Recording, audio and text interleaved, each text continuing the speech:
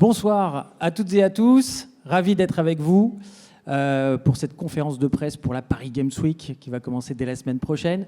Je vous présente Jean-Claude Guinosi, président du CEL. Bonsoir Jean-Claude. Bonsoir à toutes et à tous. Et Emmanuel Martin, délégué général du CEL. Bonsoir à tous. Merci à vous de nous recevoir ici ce soir. Merci d'organiser la Paris Games Week du jeudi au lundi, jeudi 27 au lundi 31 octobre, grande fête des jeux vidéo. Pour ceux qui ne me connaissent pas, je suis Julien Tellouk, je travaille pour Game One et Fun Radio. Du coup, on va l'assumer, on va faire comme une émission de télé, une interview. On va discuter ensemble de toutes les nouveautés qui vont arriver sur cette Paris Games Week. Paris Games Week, événement pour tous les passionnés de jeux vidéo. Jean-Claude, qu'est-ce qu'on peut attendre de cette 7e édition? C'est déjà la 7e édition. Là. Absolument, la 7e du nom. On peut attendre énormément de choses. Avant tout, c'est la fête du jeu vidéo. C'est le grand rendez-vous annuel français. D'ailleurs, à ce titre, c'est un des salons les plus remarqués et remarquables en France. Mais c'est aussi un salon qui fait partie du top 5 des salons dédiés aux jeux vidéo dans le monde. Donc c'est un salon qui a pris une importance capitale au fil des années. Cette 7e édition va encore être sous le signe de l'innovation, de la richesse du contenu que l'on va montrer et démontrer lors de la Paris Game Week. Et je dirais qu'un des éléments fondamentaux, c'est donner de la richesse, du contenu, du fun à tous nos visiteurs, évidemment, les gens qui nous rejoignent aussi à travers les réseaux sociaux ou tous les live streams qu'il y aura durant le salon. Oui, parce que chaque année, en fait, il y a encore plus de contenu. Moi, j'assiste à cette conférence de presse chaque année, et chaque année, encore plus d'espace. Cette année, 80 000 mètres carrés, c'est plus 25%. Absolument, c'est un salon qui a une dimension maintenant très importante, puisqu'on recoupe les exposants sur 3 halls. On aura 80 000 mètres carrés, c'est 25% de plus que l'an passé, qui était déjà un palier très important. Donc on donne encore plus d'espace au public, aux visiteurs, et on a surtout un nombre d'exposants qui ont une augmentation sensible, puisque versus 2015, on aura 166 exposants, qui font à peu près 43 exposants de plus que l'an passé, et tout ça pour le meilleur, pour la richesse de contenu et le fun que proposeront les 226 marques présentes sur le salon cette année. Et on espère battre le record de fréquentation. Le record, c'était l'année dernière, 307 000 en 2015. Et d'ailleurs, au passage, vous avez, avec le système de cette conférence de presse, des infos qui vont apparaître sur les murs. Donc, pendant qu'on parle, il y a plein de chiffres qui vont défiler. Emmanuel, Paris Games Week, c'est l'occasion de découvrir le futur du jeu vidéo, mais pas que. Il n'y a pas que du jeu vidéo à l'intérieur du salon. Oui, bien sûr. Il y a bien sûr les nouveautés de la fin d'année et les avant-premières 2017. On aura l'occasion d'y revenir. Il y a des innovations technologiques majeures. C'est tout ce que la réalité virtuelle est en train d'arriver très fort. C'est un fantasme de tous les gamers. On aura l'occasion d'en reparler. Mais au-delà, on va chercher à convaincre sur le fait que le jeu vidéo, c'est vraiment le futur. On va parler des métiers de notre industrie, qui sont des métiers d'avenir. Donc on rassemblera dans un espace dédié tous les métiers de notre industrie. Et puis, l'ambition de la Paris Games Week, c'est de fédérer tous les acteurs de notre écosystème. Les éditeurs, les constructeurs, les accessoiristes, évidemment, les adhérents du CEL. Mais au-delà, les studios, les créateurs, les écoles, les associations et des tas d'acteurs de notre écosystème qui font toute la culture du jeu vidéo. Donc bien sûr, il y a le sport électronique, ça c'est sûr, mais aussi tout ce qui est pop culture, avec des livres, des galeries d'art, ce genre de choses. On va en parler un petit peu plus tard dans cette conférence de presse. Alors, Jean-Claude, le jeu vidéo, c'est un loisir pour tous, on le sait. La Paris Games Week, c'est un peu le reflet de la pratique du jeu vidéo en France. Comment se porte le marché du jeu vidéo par rapport aux autres biens culturels? Il se porte très bien. C'est une des toutes premières industries, la seconde pour être précis, depuis 2015, qui se rapproche de plus en plus en termes de chiffre d'affaires du marché du livre, même si le marché du livre est un marché très important en France. C'est en tout cas une industrie qui est aujourd'hui la première industrie culturelle en termes de nombre de contacts, de personnes touchées, mais aussi au-delà du chiffre d'affaires qui est développé par cette industrie. Ça touche une population de plus en plus importante, massive, populaire. On a, avec la dernière étude que l'on a faite avec GfK et qui est dans le JV, que vous aurez entre les mains à la sortie, On a aujourd'hui 70% de la population française qui joue occasionnellement à un jeu vidéo, dont 53% de la population qui joue de manière fréquente aux jeux vidéo. Donc on est sur une culture vraiment, évidemment, pop culture populaire, mais massive. Donc on adresse toutes les catégories et toutes les tranches d'âge. Et un chiffre qui parle très rapidement, du joueur de 10 ans à 24 ans, on a 90%, 88% de la population qui joue. Donc on est sur une culture avec un reach, pour utiliser un mot qui parle à beaucoup de monde, très très important. Donc c'est un marché de masse et c'est un marché qui se distingue par, je dirais, l'imprégnation de la culture jeu vidéo ludique dans tous les usages, dans tous les moments de consommation que l'on a au quotidien. Alors justement, vous avez parlé de l'essentiel du jeu vidéo. Alors moi, c'est le petit guide que je garde sur mon bureau. Il y a plein de chiffres hyper importants et ça permet de voir en fait l'évolution du jeu vidéo en France au fil des années. Emmanuel, cette année, si on fait un bilan, c'est quoi la typologie du joueur de jeux vidéo en France ? C'est vrai que cette étude, l'essentiel du jeu vidéo, et l'étude que nous faisons chaque année avec GFK qui s'appelle « Les Français et le jeu vidéo », c'est une vraie perspective sur les usages du jeu vidéo. On fait cette étude depuis 1999 sur le même échantillon. On pose les mêmes questions pour avoir un historique de l'évolution. Donc le portrait robot aujourd'hui, c'est 53%, comme l'a dit Jean-Claude, des Français qui jouent régulièrement. C'est 34 ans de moyenne d'âge. Toutes plateformes confondues. Toutes plateformes confondues. Tout à fait. Et si on se remet dans la perspective depuis 1999, en 1999, on avait seulement un Français sur 5, 20% de la population qui se disait joueur régulier. On est passé à 50. C'est la revanche des geeks, j'appelle ça moi, la revanche des gamers. On est en train de prendre le pouvoir là dans le monde. Et sur l'âge moyen, 34 ans aujourd'hui. En 1999, c'était 21 ans. D'accord, donc il y a une vraie évolution. Il y a aussi, au niveau des hommes, des femmes, on a presque autant d'hommes que de femmes qui jouent aux jeux vidéo aujourd'hui. Exactement, on est à 56% d'hommes, 44% de femmes. Petit rappel, en 1999, on avait seulement 10% de femmes. Ouais, je sais, ça a été dur pour moi. Je le rappelle. Aujourd'hui, le jouer aux jeux vidéo, c'est pas comme en 99 ou quand j'étais jeune, c'est une activité positive aujourd'hui. Oui, quand on pose ces questions à notre échantillon, on a vraiment une adhésion sur le fait qu'aujourd'hui, 62% des Français considèrent que le jeu vidéo est une activité positive. Et au-delà, 76% pensent que le jeu vidéo est un vrai loisir à partager en famille. Oui. C'est très important pour nous de mettre les familles au cœur du jeu vidéo. On sait que c'est le moyen de transmettre cette culture, cette pop culture qui est en train de s'organiser. Et donc, c'est très important pour nous de vous mettre dans les mains cet essentiel qui est un outil pour vous permettre de comprendre toutes les clés de compréhension de notre univers et de ce secteur très particulier qu'est le jeu vidéo. Oui, parce que le jeu vidéo, c'est un loisir pour toute la famille. Désormais, il y a de plus en plus de parents qui ont déjà joué aux jeux vidéo. C'est pas comme moi avec mes parents qui connaissaient rien à ça, mais pourtant ils m'ont acheté des consoles quand même. Là aujourd'hui, il y a des parents qui connaissent très bien le jeu vidéo et justement, on va en parler. La Paris Games Week, c'est le reflet de tout ça, justement, de montrer, que c'est un loisir pour toute la famille. On peut s'amuser avec ses enfants. Mais avant cela, on va parler du futur du jeu vidéo. Vous allez voir, c'est comme à la télévision, il y a même un jingle. C'est parti. On passe au futur du jeu vidéo.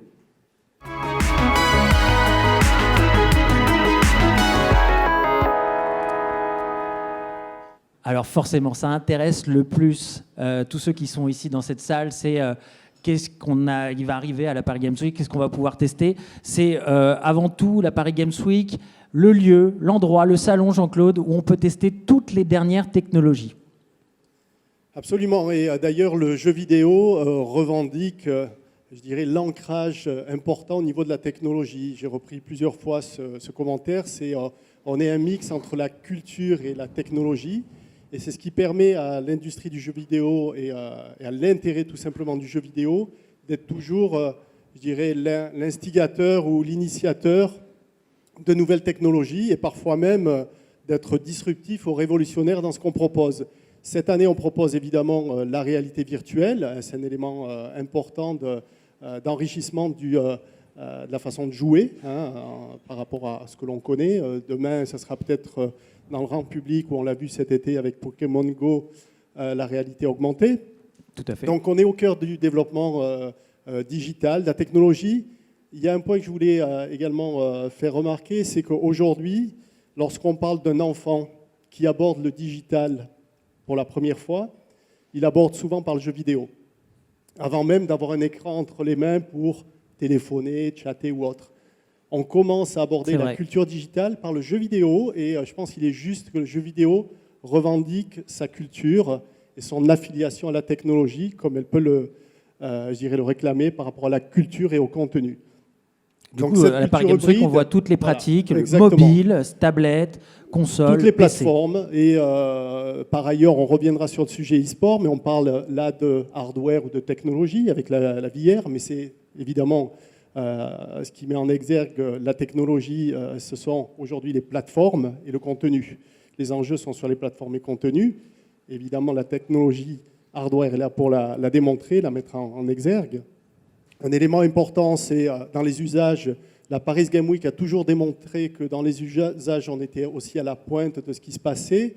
On a accompagné le développement de l'e-sport dès la première année de la Paris Game Week, lorsque c'était 200 mètres carrés. 200 mètres carrés. Aujourd'hui, on va consacrer, et je ne veux pas prendre les arguments de mes collègues, mais le Hall 3 est consacré entièrement à l'e-sport et on accueille toutes les entreprises qui, de près ou de loin, aujourd'hui, quasiment, je dirais, travaillent dans le e-sport. Donc, on est passé en 7 ans d'un espace de 200 mètres carrés à un hall entier dédié au sport électronique. Donc, encore une fois, la Paris Game Week est le lieu où on peut tester, où on peut appréhender et où on peut avoir un apprentissage aussi de cette évolution technologique. Et je pense que ça fait partie de l'ADN du salon et ça sera encore pour de nombreuses années. Et tester justement les dernières technologies, tout ce qui est en train d'arriver, les tendances du jeu vidéo, qui sont aussi les tendances de notre contexte digital, on va dire. Donc la réalité virtuelle en ce moment, plus tard la réalité augmentée sûrement. Sur ce salon, la 4K Ultra HD aussi. Emmanuel, il y a aussi les jeux. Alors les jeux, ça intéresse tout le monde. Là, tout le monde me dit, on va jouer à quoi à la Paris Games Week et tout. Il y a des jeux avec toutes les nouveautés de fin d'année, mais aussi des jeux qui vont sortir en 2017, qui sont en avant-première à la Paris Games Week. Exactement, il y aura 132 jeux à la Paris Games Week qui seront jouables. Et surtout, on aura une vue sur le calendrier 2017. Le succès de la Paris Games Week, évidemment, une grande fête du jeu vidéo, il faut avoir des invités prestigieux et on aime bien que notre public puisse se sentir comme des VIP. Donc, avec le succès de la Paris Games Week, on a réussi à attirer l'attention des éditeurs, des constructeurs, leur montrer qu'il se passait quelque chose à Paris à la fin du mois d'octobre. Et donc, la Paris Games Week est devenue un bon endroit pour dévoiler un petit peu ses plans. Et on est ravis d'avoir aujourd'hui plus de 10% des jeux présentés à la Paris Games Week qui sont des jeux prévus pour 2017. Ah, excellent. Alors, dans les jeux, il y a bien sûr le line-up de fin d'année. Si jamais on hésite, il y a certaines familles, elles hésitent dans les achats de Noël, quel jeu prendre, parce que forcément, on n'a pas énormément d'argent, on veut faire des choix. On peut les tester. Il y a les FIFA, il y a les Call of Duty, il y a des Battlefield, il y a les Skylanders, les Dragon Ball, Xenoverse, Gears of War, et bien sûr en 2017, tous les jeux qui vont sortir avec les Horizon Zero Dawn, For Honor, Tekken 7, Detroit, Become Human, enfin tous les jeux, il y en a 10% donc, qui sont prévus en 2017. Jean-Claude l'a dit tout à l'heure, il y a une vraie pop culture, même le terme c'était game culture. Oui, je pense, on peut la revendiquer. On va la revendiquer. Fort, je pense que tu es un des premiers à la revendiquer d'ailleurs. Alors on va la revendiquer, la game culture jingle.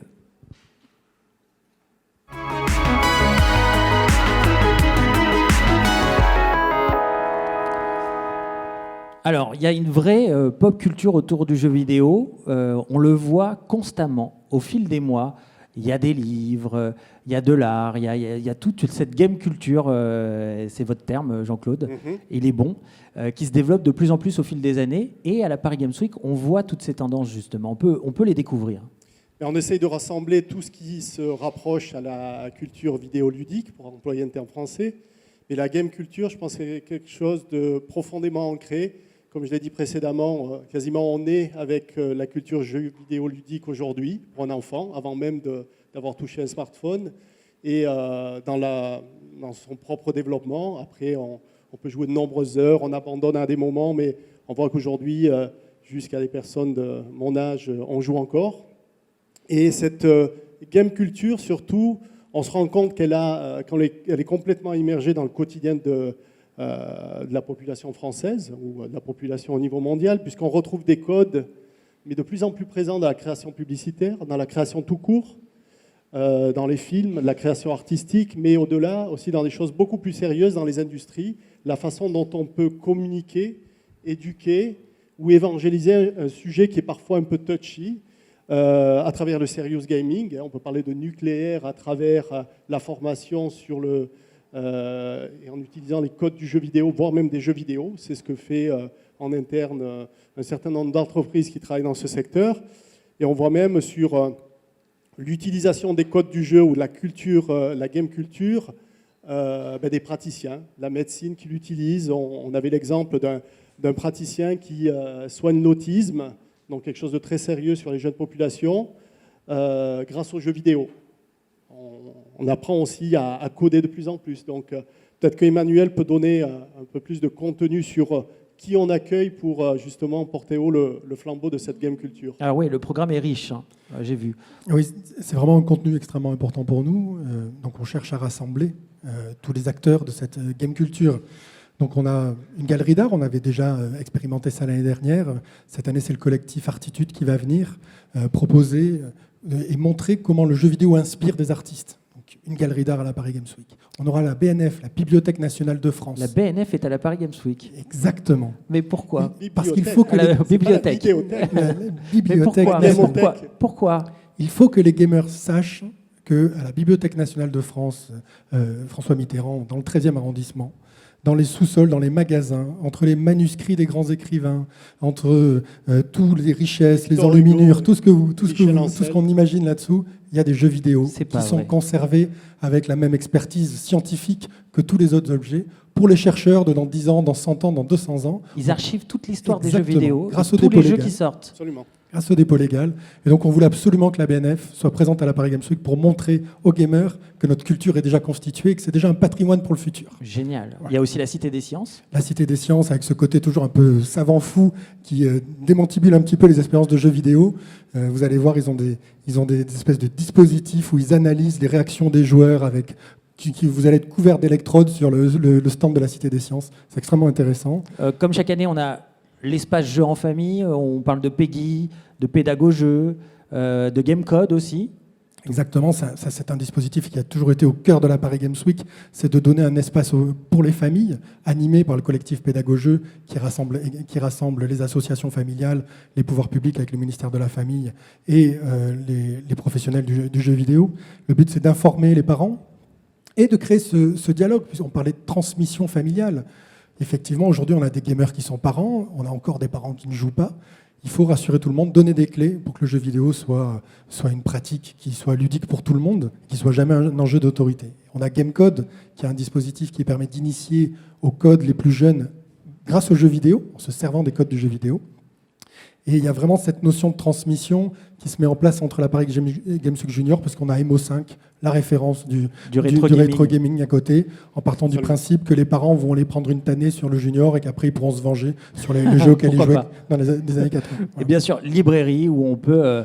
c'est les 5 ans de la librairie cette année. Exactement. On peut acheter tous les ouvrages qui sont en rapport avec le jeu vidéo. Il se vend des milliers de livres chaque année sur la Paris Games Week. On a une librairie qui a un fonds pléthorique sur cette thématique-là. C'est sans doute la librairie vidéoludique éphémère la plus belle de France. Elle fête ses 5 ans cette année. Donc il y a beaucoup de dédicaces prévues. Et on a également un dispositif spécial pour nos visiteurs qui viennent de province. Il faut savoir qu'aujourd'hui, la majorité des visiteurs de la Paris Games Week viennent de province. Ils viennent à Paris pour la Paris Games Week et on avait envie de leur donner un peu des repères pour passer un bon moment, un bon voyage.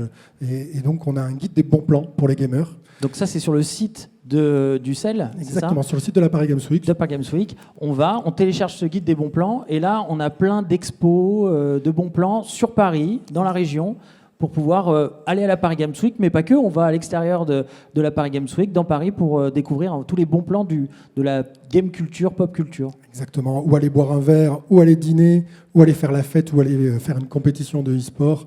On a vraiment cherché tous les spots de la capitale de la culture, game culture. On organise aussi des soirées avec le Hard Rock Café. Il y aura 2 soirées festives pour tous ceux qui ont envie de faire la fête avec un show fantastique assuré par Kayane. Donc quand le salon ferme ses portes, on peut continuer la fête. La Paris Games Week continue le soir. Vous savez que vous avez les soirées Hard Rock Café Gaming, donc pour vous amuser. Il y a aussi un espace métier, donc on va parler aussi maintenant, on passe au futur de la filière.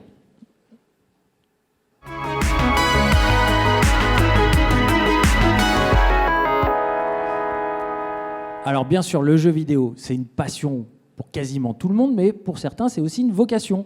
Et à la Paris Games Week, on peut voir qu'au final, travailler dans le jeu vidéo, ce n'est pas uniquement développeur ou testeur de jeux vidéo. On peut aussi rentrer dans ce métier du jeu vidéo par diverses formations, diverses écoles et accéder à divers métiers qui ne sont pas testeurs ou qui ne sont pas développeurs. Bien sûr, c'est très important pour nous, on en a parlé en introduction, de montrer que les métiers de l'industrie du jeu vidéo sont des métiers d'avenir.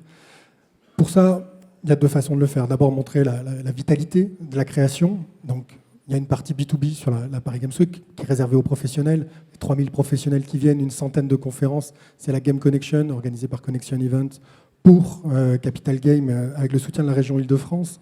C'est vraiment un dispositif clé pour aujourd'hui la vitalité de notre écosystème. On a sur la partie grand public un stand qui est le stand Jeux Made in France. Vous connaissez, ça fait déjà 4 ans qu'on a ce partenariat avec Capital Game qui nous permet de montrer la créativité de 25 studios cette année, 25 studios indés qui viennent présenter leurs jeux à la Paris Games Week. Je crois qu'on a un petit trailer qui les présente cette année. On va voir ça.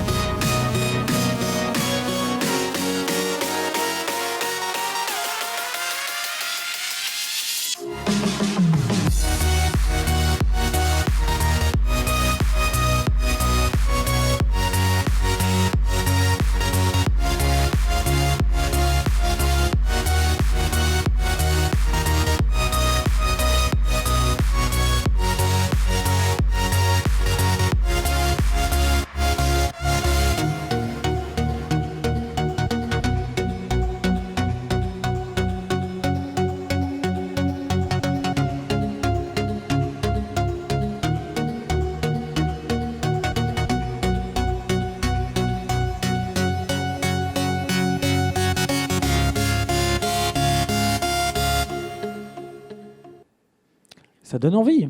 Ils sont bons, les Français. Bien sûr, il y a plein de façons de s'éclater dans le jeu vidéo. Donc, c'est très important pour nous d'avoir cette présence des indés qui va être complétée avec les Indie Garden, qui va rassembler 10 indés européens qui vont venir aussi montrer leur création pendant la Paris Games Week. Donc ça, c'est capital de montrer la créativité, l'innovation qu'on a à la fois chez les acteurs, les grands acteurs, et aussi chez les indés. Et puis, bien sûr, on va parler des métiers de notre industrie, donc avec cet espace métier qui est une nouveauté sur la Paris Games Week. On a toujours notre espace école et formation, avec plus d'une vingtaine d'écoles et de formations dédiées aux jeux vidéo qui sont présentes chaque année sur le salon. Et avec cet espace métier, on va vraiment mettre en scène l'avenir de l'industrie avec une agora qui va permettre de présenter toutes les familles de métiers de notre univers et essayer d'illustrer qu'il y a plein de façons de travailler dans le jeu vidéo. Il y a énormément de parcours différents et on accueillera des professionnels. Tous les jours, plusieurs professionnels viendront présenter leur propre parcours et expliquer comment ils sont arrivés dans notre industrie. Oui, parce que tous les jeunes qui veulent travailler dans cette industrie, du coup, grâce à la Paris Games Week, avec cet espace métier, on va voir que de sa conception à sa commercialisation, il y a plein de corps de métier qui interagissent sur la commercialisation d'un jeu vidéo, ne serait-ce pour choisir, par exemple, la pochette ou le plan marketing ou le plan de communication autour du jeu. Et là, on va le voir à cette Paris Games Week. Exactement, il y aura évidemment les métiers du développement, les métiers de la création, les métiers de l'édition, les métiers de la distribution, et on ira jusqu'aux médias. Et on a aussi un forum des étudiantes. Exactement, il y a la diversité des parcours, c'est le premier axe. Le deuxième axe, c'est la diversité du recrutement. Aujourd'hui, on est quasi à parité parmi les joueuses, ce n'est pas encore le cas dans les studios de jeux vidéo. Donc on a un axe fort qui est d'inciter les jeunes femmes à rejoindre notre industrie. C'est une industrie qui est porteuse d'avenir, on a envie qu'elles s'investissent. On a déjà fait le forum des étudiantes l'année dernière, on n'en avait pas parlé, on souhaitait que ce soit quelque chose qui reste un échange entre les étudiantes des écoles de jeux vidéo et des professionnels aguerris qui pouvaient apporter leur savoir-faire, la connaissance de l'industrie. Cette année, on va rééditer ce forum qui aura lieu et qui permettra de se poser plein de bonnes questions sur l'avenir du jeu vidéo et la façon dont les femmes vont prendre leur place dans le secteur. Sachant que dans les studios de développement, il n'y a pas de parité. En revanche, c'est le cas dans les diverses sociétés que nous côtoyons au quotidien. Chez les éditeurs, Chez les absolument. éditeurs et tout ça, il y a une vraie parité, Oui, tout à pour info. On va accueillir maintenant, on va parler du phénomène e-sport. Tout le monde en parle, le sport électronique. Et en ce moment, les news s'enchaînent. On va accueillir Mathieu Dallon, président de France e-sport. Vous pouvez l'applaudir, s'il vous plaît. Vous pouvez l'applaudir. Un petit jingle.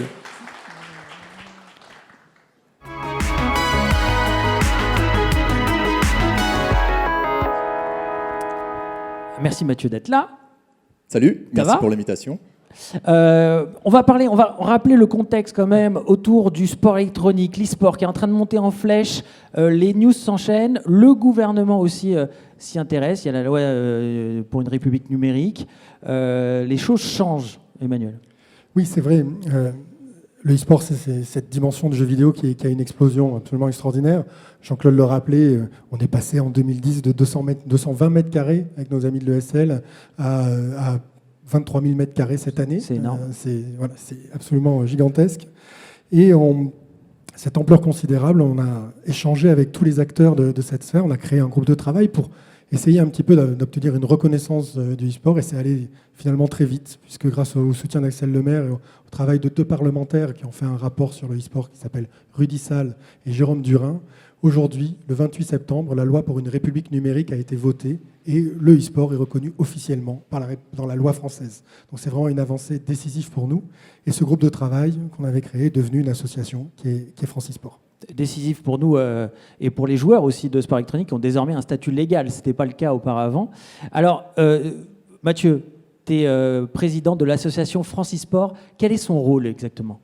Alors l'association, elle a été créée à l'initiative, effectivement, à l'invitation du CEL, qui nous avait réuni plusieurs années tous les acteurs historiques un petit peu indépendants de ESL au gaming, LDLC, qui organise aussi des compétitions, évidemment le SWC, les grandes associations en France comme la Gamer Assembly, Lyon eSport, se sont réunis avec les 2 syndicats, le syndicat des éditeurs de jeux et le syndicat national du jeu vidéo, pour créer à 10 une première association officielle qui déjà travaille ensemble sur tous les sujets qui permettent la promotion du sport électronique, son développement dans un environnement légal et durable. Et on a la chance de pouvoir maintenant ouvrir l'association. Ce sera annoncé en ouverture de la Paris Game Week à toutes les associations, tous les joueurs et toutes les sociétés qui ont envie de nous rejoindre pour élargir ce petit groupe de travail qui est né dans les bureaux du CEL et devenir, j'espère, une force incontournable dans les discussions avec le gouvernement et puis dans l'établissement de belles structures qui pourraient nous amener à être reconnus comme un sport un jour.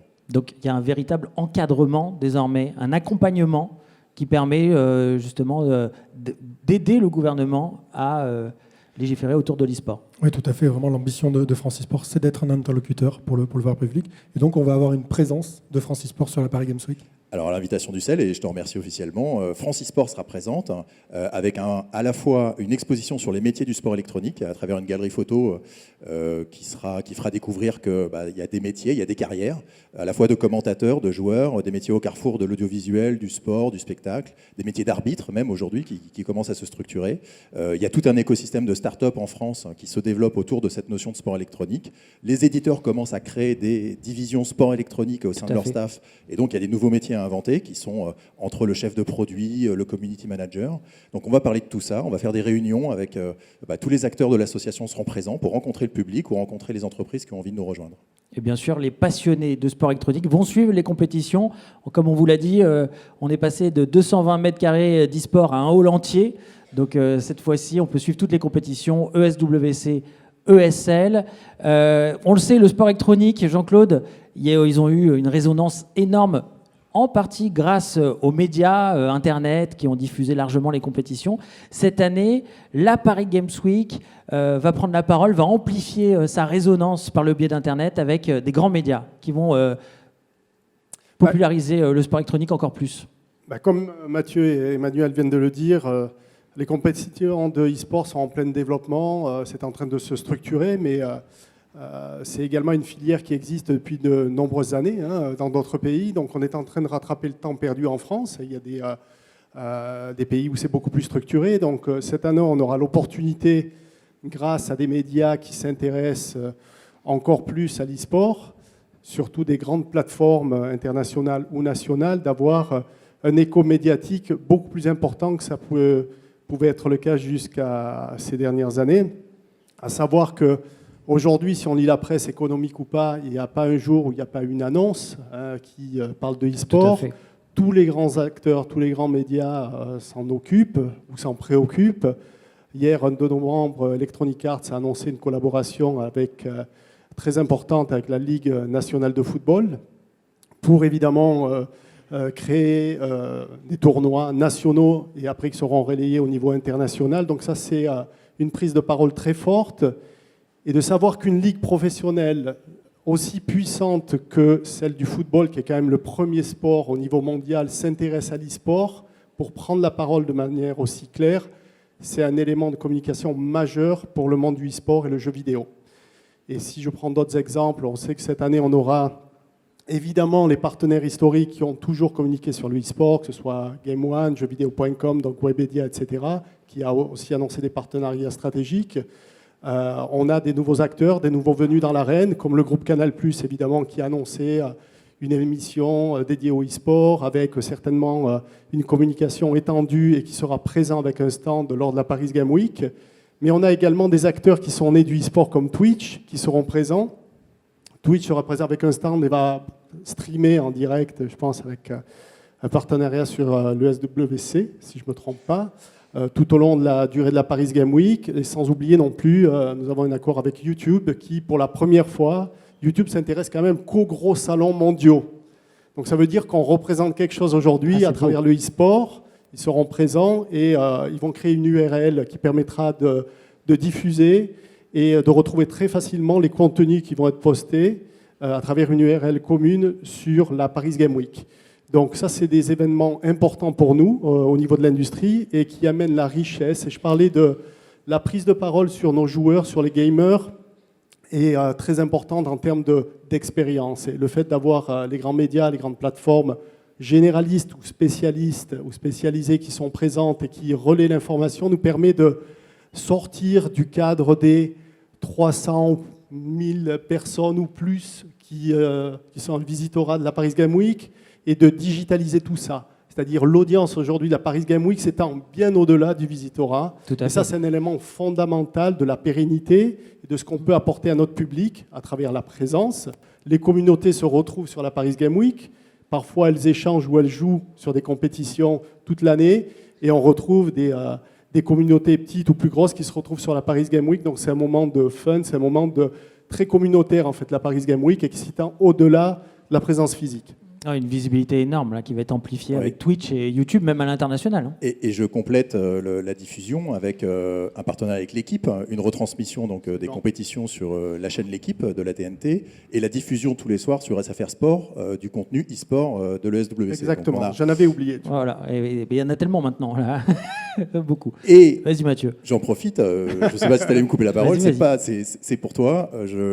Je confirme ta participation au tournoi Clash Royale. Mais oui, je me suis inscrit.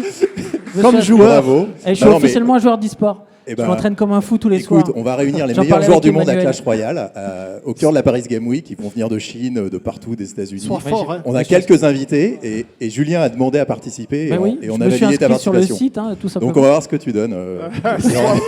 Il y aura des milliers de personnes pour t'encourager. Je m'entraîne. Et comme l'a dit Mathieu, sur les stands des éditeurs, il y a aussi des tournois de jeux vidéo, il y a aussi du sport électronique, peut-être un petit peu plus grand public pour justement les visiteurs de la Paris Games Week. Il y a ceux qui vont aller voir les compétitions avec les grands champions et il y a ceux qui vont essayer de participer à des tournois, notamment chez Electronic Arts, Activision, Sony ou encore Orange. Mathieu, tu restes avec nous ? Tu restes avec nous, c'est les remerciements. On passe aux remerciements.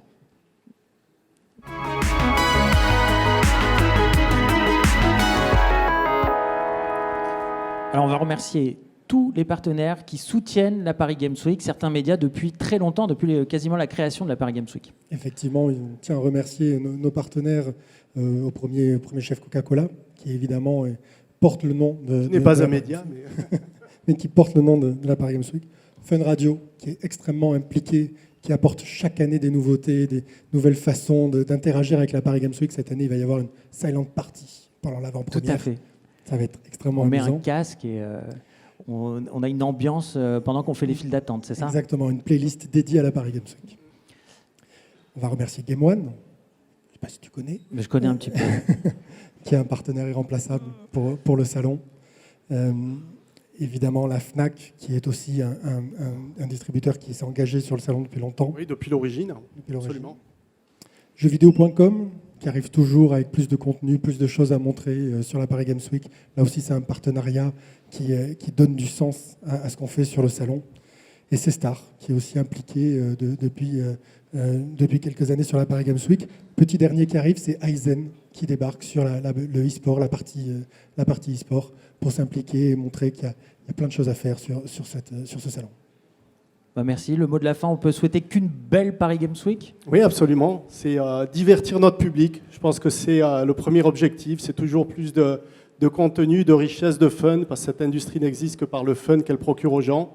Et comme on est aujourd'hui un média avec lequel on se lève et on se couche, je pense qu'il est essentiel qu'on amène ce fun au quotidien, et c'est l'objectif prioritaire de la Paris Games Week. Je tiens à remercier évidemment l'audience pour l'exemplarité dans l'écoute, merci. Et puis je vous souhaite aussi une bonne Paris Games Week, et je vous invite à prendre un verre pour discuter, échanger. Voilà. Et puis voilà, nous sommes disponibles pour les personnes de la presse qui voudraient étendre les interviews, ainsi que tous les membres du syndicat qui sont présents ici. Et tous les acteurs qu'on a cités sont là. Vous pouvez les rencontrer également. Merci Julien. Ben, merci à vous. On peut applaudir. Merci. Paris Games Week, du jeudi 27 octobre au lundi 31 octobre. Grande fête du jeu vidéo pour toute la famille. Et champagne, c'est pour moi. Non, je plaisante.